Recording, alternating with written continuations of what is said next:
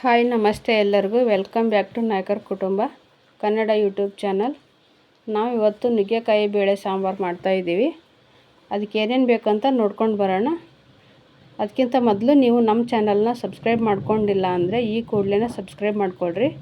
ಹಾಗೆ ಪಕ್ಕದಲ್ಲಿರೋ ಬೆಲ್ ಐಕನ್ನ ಕ್ಲಿಕ್ ಮಾಡಿ. ನಾನಿವಾಗ ನುಗ್ಗೆಕಾಯಿ ಮತ್ತು ಬೇಳೆ ಸಾಂಬಾರು ಮಾಡೋದಕ್ಕೆ ಅಂತ ನಾನು ಒಂದು 1/4 kg ನುಗ್ಗೆಕಾಯಿನ ಕಟ್ ಮಾಡಿ ಇಟ್ಕೊಂಡಿದ್ದೀನಿ.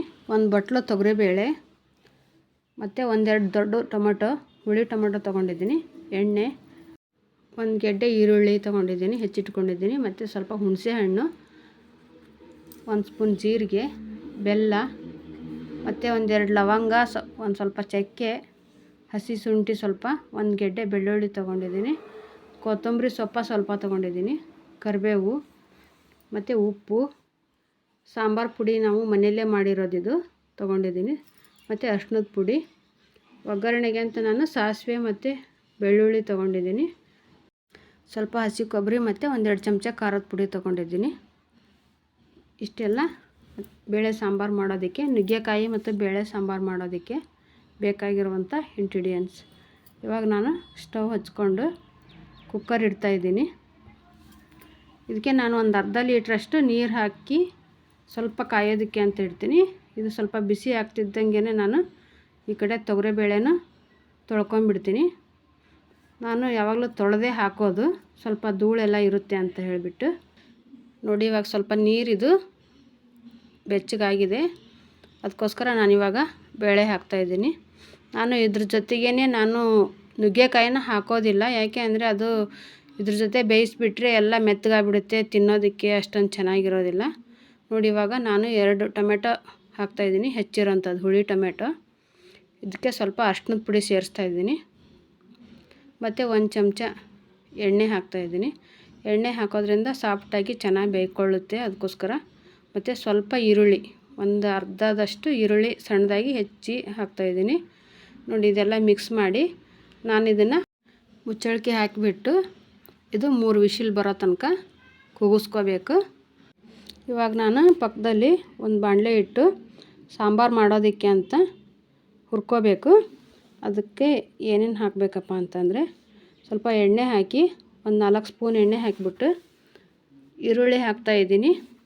ಈರುಳ್ಳಿ ಇದು ಸ್ವಲ್ಪ ಚೆನ್ನಾಗಿ ಕೆಂಪಗಾಗಬೇಕು. ಕೆಂಪಗಾಗೋ ತನಕ ಸ್ವಲ್ಪ ಹುರ್ಕೋಬೇಕು. ನಾವು ಎಷ್ಟು ಚೆನ್ನಾಗಿ ಹುರಿತೀವಿ ಅಷ್ಟು ರುಚಿಯಾಗಿ ಸಾಂಬಾರಾಗುತ್ತೆ, ಆಮೇಲೆ ಕೆಡೋದಿಲ್ಲ. ಅಕಸ್ಮಾತಾಗಿ ಒಂದು ದಿವಸ ಉಳಿದಿತ್ತಪ್ಪ ಅಂದರೂ ಅದು ಕೆಟ್ಟು ಹೋಗೋದಿಲ್ಲ. ನಾನು ಸ್ವಲ್ಪ ಚಕ್ಕೆ, 1-2 ಲವಂಗ ಹಾಕ್ತಾಯಿದ್ದೀನಿ. ಸ್ವಲ್ಪ ಹಸಿ ಶುಂಠಿ, 1 ಗೆಡ್ಡೆ ಬೆಳ್ಳುಳ್ಳಿ ಹಾಕ್ತಾಯಿದ್ದೀನಿ. ಮತ್ತು ಕರಿಬೇವು ಸೊಪ್ಪು ಸ್ವಲ್ಪ ಜಾಸ್ತಿ ಹಾಕಿದರೆ ಚೆನ್ನಾಗಿರುತ್ತೆ. ಮತ್ತು 1 ಸ್ಪೂನು ಜೀರಿಗೆ ಹಾಕಿಬಿಟ್ಟು ಇದನ್ನು ಈರುಳ್ಳಿ ಎಲ್ಲ ಕೆಂಪಾಗೋ ತನಕ ನಾವು ಹುರ್ಕೋಬೇಕಾಗುತ್ತೆ. ನೋಡಿ, ಈ ಥರ ಆದಮೇಲೆ ನಾನು ಇದಕ್ಕೆ ಒಂದು ಸ್ವಲ್ಪ ಕೊತ್ತಂಬರಿ ಸೊಪ್ಪು ಹಾಕ್ತಾಯಿದ್ದೀನಿ. ಕೊತ್ತಂಬರಿ ಸೊಪ್ಪನ್ನು ಫ್ರೈ ಮಾಡಬೇಕು. ಹಸಿದನ್ನೇ ಹಾಕಿದರೆ ಹಸಿ ಸ್ಮೆಲ್ ಥರ ಹೊಡೆಯುತ್ತೆ. ಅದಕ್ಕೋಸ್ಕರ ನಾನು ಹಸಿ ಕೊತ್ತಂಬರಿನ ಸಪ್ರೇಟಾಗಿ ಹಾಕೋದಿಲ್ಲ, ಇದರಲ್ಲೇ ನಾನು ಫ್ರೈ ಮಾಡ್ಕೊತೀನಿ. ಒಂದು ಸ್ವಲ್ಪ ಕಾಯಿ ಹಾಕ್ತಾಯಿದ್ದೀನಿ. ಕಾಯಿ ಹಾಕೋದ್ರಿಂದ ರುಚಿನೂ ಚೆನ್ನಾಗಿರುತ್ತೆ, ಅದಕ್ಕೋಸ್ಕರ ನಾನು ಸ್ವಲ್ಪ ಕಾಯಿ ಹಾಕ್ತೀನಿ, ಜಾಸ್ತಿ ಹಾಕೋಲ್ಲ. ಬೇಳೆ ಜಾಸ್ತಿ ಹಾಕಿರೋದ್ರಿಂದ ನಾನು ಕಾಯಿ ಜಾಸ್ತಿ ಹಾಕೋಲ್ಲ. 2 ಸ್ಪೂನು ಖಾರದ ಪುಡಿ ಹಾಕಿ ಇದಕ್ಕೆ ನಾನು ಸ್ವಲ್ಪ ಸಾಂಬಾರು ಪುಡಿ ಮನೆಯಲ್ಲೇ ಮಾಡಿರೋದಿದು 1.5 ಸ್ಪೂನ್ ಸಾಂಬಾರು ಪುಡಿ ಹಾಕ್ತಾಯಿದ್ದೀನಿ. ಒಂದು ಅರ್ಧ ಸ್ಪೂನ್ ಅರಿಶಿಣದ ಪುಡಿ ಹಾಕ್ತಾಯಿದ್ದೀನಿ. ಇವಾಗ ನಾನು ಸ್ಟವ್ ಆಫ್ ಮಾಡ್ಕೊಂಡಿದ್ದೀನಿ.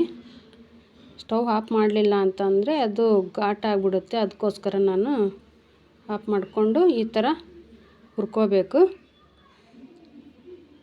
ಇದು ಸ್ವಲ್ಪ ತಣ್ಣಗಾಗಲಿ ಅಂತ ನಾನು ಬಿಡ್ತಾಯಿದ್ದೀನಿ. ಇವಾಗ ನಾವು ಬೇಳೆನ ಸಪ್ರೇಟಾಗಿ ಬೇಯಿಸ್ಕೊಂಡು ಇಟ್ಕೊಂಡಿದ್ದೀವಿ. ಮತ್ತು ನುಗ್ಗೆಕಾಯಿನೂ ನಾವು ಸಪ್ರೇಟಾಗಿ ಬೇಯಿಸ್ಕೊತಾ ಇದ್ದೀನಿ.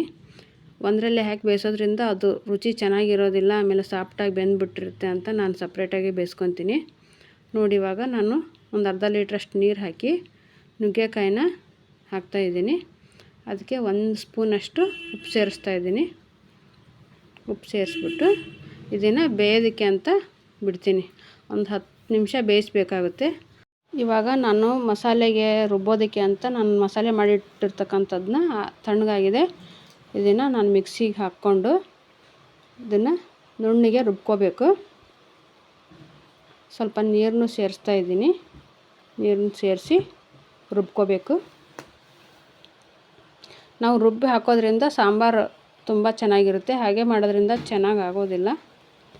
ನೋಡಿ ಈ ಥರ ನುಣ್ಣಗೆ ರುಬ್ಕೋಬೇಕು. ಇದು ಮದುವೆ ಮನೆ ಸಾಂಬಾರ್ಗಿಂತನೂ ಚೆನ್ನಾಗಿರುತ್ತೆ ಮನೆಯಲ್ಲೇ ಮಾಡ್ಕೊಂಡ್ರಿ ಈ ಥರ. ನೋಡಿ ಇವಾಗ ನುಗ್ಗೆಕಾಯಿ ಬೆಂದಿದೆ. ಇದು ನೋಡಿ ಈ ಥರ ಸ್ವಲ್ಪ ಮುಟ್ಟು ನೋಡಿದರೆ ಈ ಥರ ಒಡ್ಕೋಬೇಕು. ಇದಕ್ಕೆ ನಾನಿವಾಗ ಬೇಯಿಸಿಟ್ಟಿರ್ತಕ್ಕಂಥ ಬೇಳೆನೂ ಅದಕ್ಕೇ ಹಾಕ್ಕೊತೀನಿ. ಇದು ಇವಾಗ ವಿಶಿಲ್ ಹೋಗಿದೆ ನೋಡಿ, ಈ ಥರ ಬೆಂದಿದೆ, ತುಂಬ ಚೆನ್ನಾಗಿ ಬೆಂದ್ಕೊಂಡಿದೆ. ಇದನ್ನ ಇವಾಗ ನಾನು ಸ್ವಲ್ಪ ಸ್ಮ್ಯಾಶ್ ಮಾಡ್ಕೊಬೇಕು. ಈ ಥರ ಸ್ವಲ್ಪ ಸ್ಮ್ಯಾಶ್ ಮಾಡೋದ್ರಿಂದ ಬೇಳೆ ಎಲ್ಲ ಒಡ್ಕೊಳ್ಳುತ್ತೆ ನೋಡಿ. ಇದನ್ನು ಇವಾಗ ನಾನು ನುಗ್ಗೆಕಾಯಿಗೆ ಹಾಕ್ಕೊತೀನಿ. ನುಗ್ಗೆಕಾಯಿ ಮತ್ತು ಬೇಳೆನ ಸಪ್ರೇಟಾಗಿ ಬೇಯಿಸೋದ್ರಿಂದ ನುಗ್ಗೆಕಾಯಿ ಒಡ್ಕೊಳೋದಿಲ್ಲ. ಕುಕ್ಕರ್ನಲ್ಲಿ ಹಾಕಿಬಿಟ್ರೆ ಎಲ್ಲ ಒಡ್ಕೊಂಡು ಬಿಡುತ್ತೆ ಅಂತ ನಾನು ಸಪ್ರೇಟಾಗಿ ಹಾಕಿ ಬೇಯಿಸ್ಕೊತೀನಿ.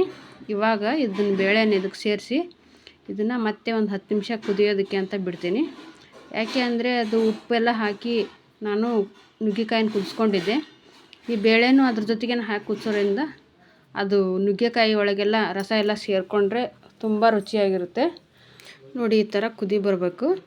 ಈ ಥರ ಕುದಿ ಬಂದಮೇಲೆ ನುಗ್ಗೆಕಾಯಿ ಆವಾಗ ಇನ್ನೂ ಸ್ವಲ್ಪ ಬೇಯಬೇಕಾಗಿತ್ತಲ್ಲ, ಇವಾಗ ಬೆಂದಿದೆ ನೋಡಿ, ಎಲ್ಲ ತೇಲ್ತಾ ಇದೆ ನೋಡಿ. ಈ ಥರ ಮುಟ್ಟಿದರೆ ಒಡ್ಕೋಬೇಕು.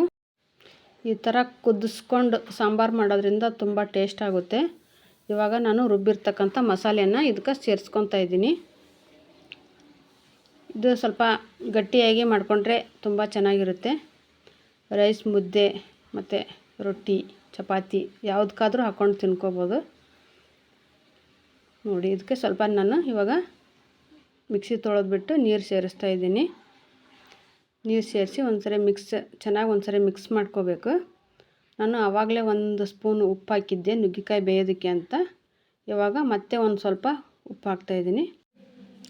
1 ಸ್ಪೂನು ಬೆಲ್ಲ ಹಾಕ್ಕೊತಾ ಇದ್ದೀನಿ. ಬೆಲ್ಲ ಹಾಕೋದ್ರಿಂದ ನುಗ್ಗೆಕಾಯಿ ಕಹಿ ಅಂಶ ಇರೋದು ಎಲ್ಲ ಹೋಗಿಬಿಡುತ್ತೆ. ಅದಕ್ಕೋಸ್ಕರ ಬೆಲ್ಲ ಹಾಕ್ಕೊಬೇಕು. ಮತ್ತು ಹುಣಸೆ ರಸ ಹಾಕ್ಕೊತಾ ಇದ್ದೀನಿ, 1 ನಿಂಬೆಹಣ್ಣು ಗಾತ್ರದಷ್ಟು. ಇವಾಗ ಇದನ್ನೆಲ್ಲ ಮಿಕ್ಸ್ ಮಾಡಿ ನಾನು ಸ್ವಲ್ಪ ಕುದಿಯೋದಕ್ಕೆ ಅಂತ ಬಿಡ್ತೀನಿ. ಇವಾಗ ಒಂದು ಪಾತ್ರೆ ಇಟ್ಕೊಂಡು ನಾನು ಬೆಳ್ಳುಳ್ಳಿ ಒಗ್ಗರಣೆ ಮಾಡ್ಕೊತೀನಿ. ಇದಕ್ಕೆ 1-2 ಸ್ಪೂನ್ ಎಣ್ಣೆ ಹಾಕ್ಕೋಬೇಕು. ಬೆಳ್ಳುಳ್ಳಿ ಒಗ್ಗರಣೆ ಹಾಕೋದ್ರಿಂದ ನುಗ್ಗೆಕಾಯಿ ಸಾಂಬಾರು ತುಂಬ ಚೆನ್ನಾಗಿರುತ್ತೆ. ಎಣ್ಣೆ ಕಾದ ನಂತರ ಒಂದು ಅರ್ಧ ಸ್ಪೂನಷ್ಟು ಸಾಸಿವೆ ಹಾಕ್ಕೋಬೇಕು.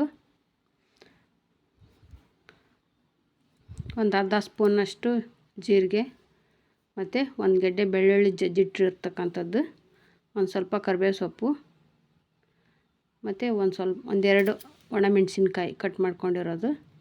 ಇದನ್ನೆಲ್ಲ ಫ್ರೈ ಮಾಡಿಕೊಂಡು ಸಾಂಬಾರು ಕುದೀತಾ ಇದ್ದಾಗೇ ಇದನ್ನು ಅದಕ್ಕೆ ಸೇರಿಸ್ಬಿಟ್ರೆ ಸಾಂಬಾರು ರೆಡಿ ಆದ ಹಾಗೇ ನೋಡಿ. ನೀವು ಈ ಥರ ಒಂದು ಸಾರಿ ನಿಮ್ಮ ಮನೇಲಿ ಟ್ರೈ ಮಾಡಿ ನೋಡಿ.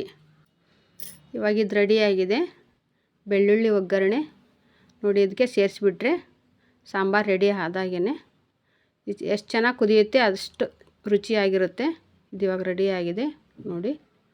ಬಿಸಿ ಬಿಸಿ ನುಗ್ಗೆಕಾಯಿ ಮತ್ತು ಬೇಳೆ ಸಾಂಬಾರು ರೆಡಿಯಾಗಿದೆ. ನೀವು ಮನೇಲಿ ಒಂದು ಸಾರಿ ಈ ಥರ ಟ್ರೈ ಮಾಡಿ ನೋಡಿ. ಬಿಸಿ ಬಿಸಿ ಅನ್ನಕ್ಕೆ ನುಗ್ಗೆಕಾಯಿ ಬೇಳೆ ಸಾಂಬಾರು ರೆಡಿಯಾಗಿದೆ. ನಿಮಗೆ ಈ ವಿಡಿಯೋ ಇಷ್ಟವಾದರೆ ಲೈಕ್, ಶೇರ್, ಕಮೆಂಟ್ ಮಾಡೋದನ್ನು ಮರಿಬೇಡಿ.